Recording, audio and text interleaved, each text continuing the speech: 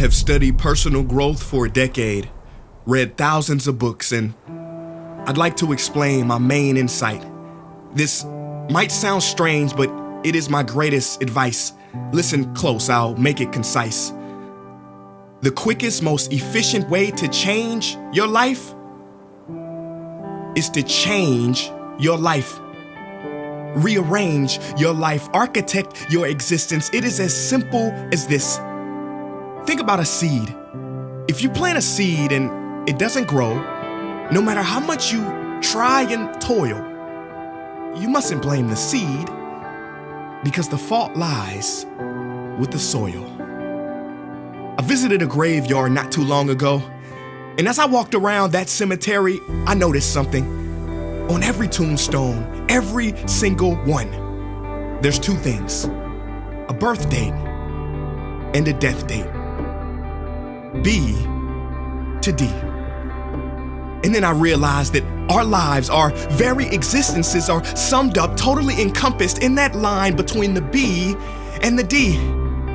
Maybe that's why they call it a lifeline, because our life is that line. And if our lives are in between the letter B and the letter D, in that joint, then that means our life is the C.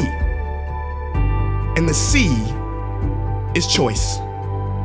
Now look, I'm not here to preach about life after death. I want to talk about something more important: life before death. Because from cradle to grave, your life is the sum total of every choice you have ever made. And according to some scientists, the average person makes 35,000 choices per day. But I don't believe that. Because if people made that many conscious choices every day, their lives will be different. And most people are so asleep, with their head down, moving so fast that they don't see their choices are being made on their behalf. Let me explain. Do you know the number one predictor for how long you're gonna live? Is it A, blood pressure, B, exercise, or C, genes? It's D, none of those. New research shows the best predictor for how long you're gonna live is not your genetic code, it's your zip code. Zip code, look it up. Where you live decides how long you live, because your opportunity determines your possibilities. Your map determines where you get to. See, life is not like a box of chocolates.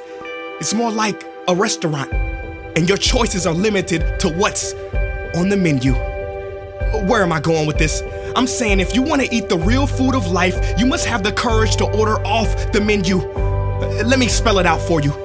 Move, travel, change your environment, escape your comfort zone.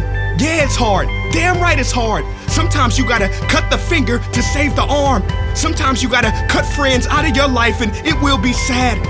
But you must hang with people with a common future, not just a common past. And don't worry about your mistakes. Don't even be concerned. Cause as they say, sometimes you win and sometimes you learn. This I can confirm, second chances do exist. I don't care what you did in those streets, the universe allows U-turns.